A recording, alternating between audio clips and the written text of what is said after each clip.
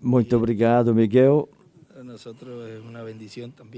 Para nós também é uma bênção ter você aqui na Argentina. E como falamos ontem, é uma honra ter o apóstolo do Senhor aqui conosco, em nosso meio, e nesses dias compartilhar junto com todo o povo argentino e com toda a América Latina. Esses dias aqui, onde também comemoramos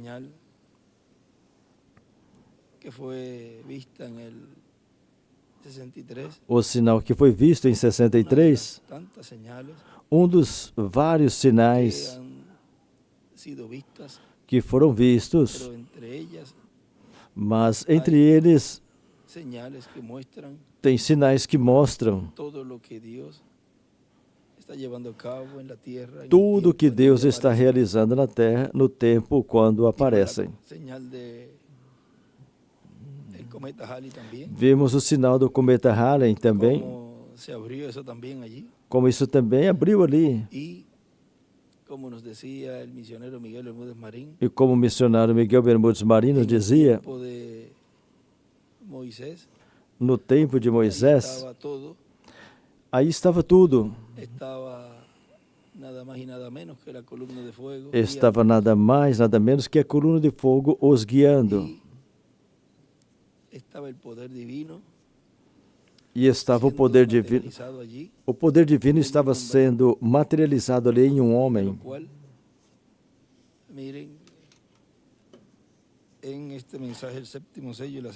Do qual vejo nessa mensagem o sétimo selo e sétima trombeta. Eu estive lendo nesta manhã e parece que eu enviei uma cópia para o irmão Miguel, porque quase sempre acontece comigo que, mesmo os dois não estando juntos, ele em outro país fala algo que é o que eu estou estudando, como se eu estivesse dizendo a ele.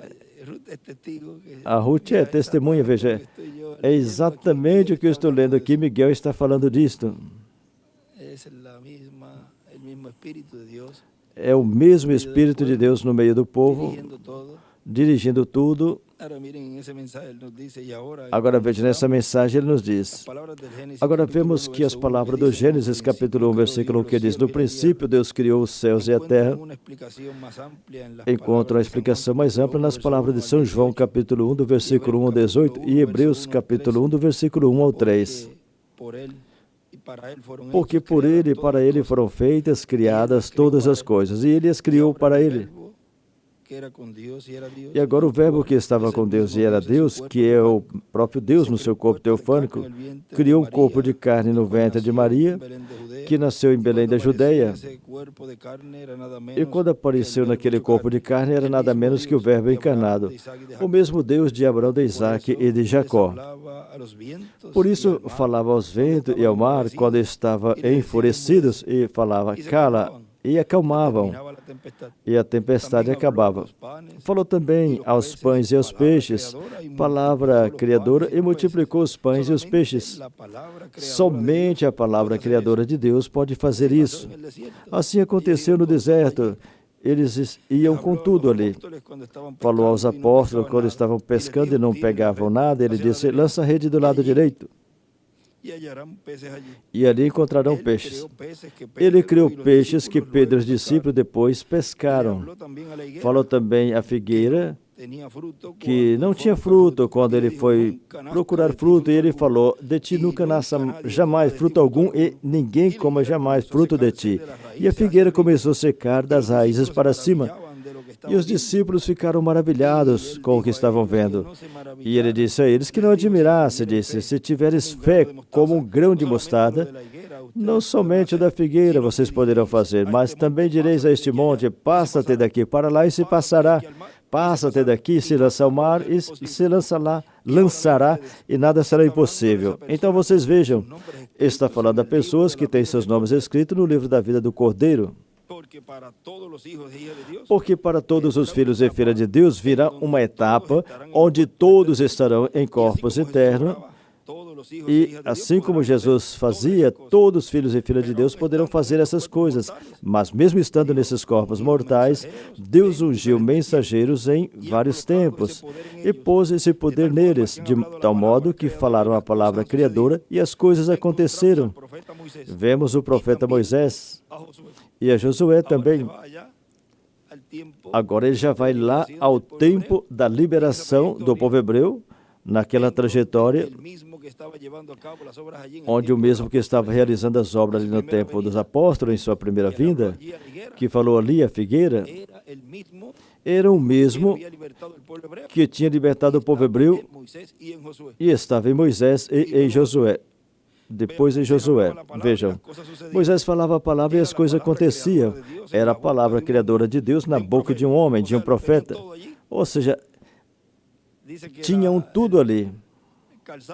Diz que o sapato, o calçado, crescia, ou seja, que não tinha que estar indo na loja comprar um sapato para a criança, porque era o mesmo. Às vezes as pessoas reclamam porque tem o mesmo sapato sempre e da mesma marca.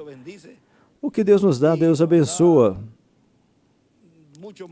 E nos dá muito mais, sendo agradecidos com o que Deus nos dá. Mas nem por isso fique andando com um sapato velho, tudo estragado. Se tiver que comprar outro, compra outro, mas veja, Deus vai suprindo, vai suprir. Mas naquele caso lá, era o mesmo sapato que ia crescendo, não tinha onde ir comprar. Deixa eu voltar ao Egito e comprar um par de sapato. Tinha que continuar com aquele. Em uma ocasião, Josué também disse ao sol que parasse, e o sol se deteve, e a lua ordenou que se detivesse, e se deteve também. Por acaso um homem pode fazer isso? Um homem não pode fazer, mas Deus sim. Deus sim pode fazer. E por quanto a palavra de Deus foi colocada na boca de Josué, por isso falou essa palavra criadora, essa palavra de Deus, e foi feito o que ele ordenou. Ele não perguntou se podia, ele não perguntou se ia causar um desastre no planeta Terra ou no universo, se parasse o sol e a lua. Ele necessitava que o sol se detivesse, porque o sol já estava se pondo, ou seja, já era mais ou menos às 3 da tarde. Na mensagem Cristo é o mistério de Deus revelado, ele diz, se vocês olharem para trás, são as 2 da tarde. Disse, é o final da segunda etapa e estava começando a terceira etapa. Portanto, Josué estava ministrando ali na sua terceira etapa.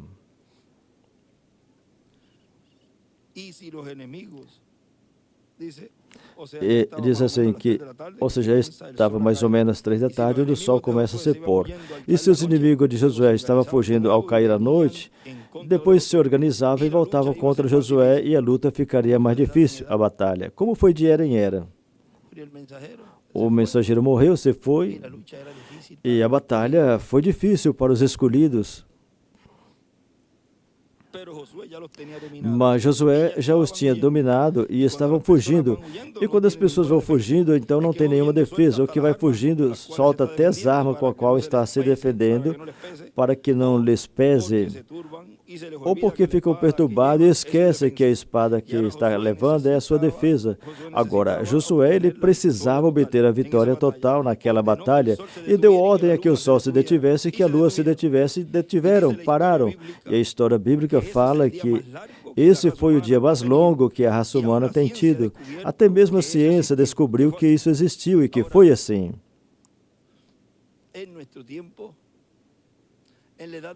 Agora, em nosso tempo, na era da pedra angular, é o dia mais longo porque o sol foi detido em nossa era. Portanto, obteremos a grande vitória no mundo divino, como Josué obteve. Ele deteve o sol e a lua. O sol será detido na era da pedra angular. E aos escolhidos de Deus representados na lua, os escolhidos de Deus chegará o momento em que vai deter, vai parar a velhice. Ou seja, que para eles será uma mudança de corpo e obterão esse corpo eterno e glorificado, eterno. Portanto, o Sol e a Lua, sendo detidos nesse tempo final, é para o Sol iluminar eternamente em suas vidas, em seus corações. E o Sol está detido em nossa era. O Sol de justiça, o anjo do pacto, está na era da pedra angular. Está detido na era da pedra angular. E fica iluminando nossa alma, nosso entendimento e nos dando luz para obter a grande vitória no amor divino. E podemos dizer, como lá o irmão ele disse a respeito de Josué, ele não perguntou que se ele parasse o Sol e a Lua ia acontecer um desastre no mundo. Veja, com o Sol e a Lua detidos nesse tempo final, vai ter um desastre, que é a grande tribulação. Isso vai provocar a grande tribulação. O Sol detido eternamente na era da pedra angular. Que Deus os abençoe, que Deus os guarde, e muito obrigado por esses momentinhos. Miguel, aqui tiramos você para o pátio para estar conosco. Isso nos faz lembrar quando íamos aos lugares, Miguel, que nós chegávamos no percorrido e nós descia e as pessoas estavam assim também. Quando nós chegávamos nos lugares e compartilhávamos um momentinho com os irmãos depois para a atividade. Bem, que Deus os abençoe e os guarde por aqui, Miguel.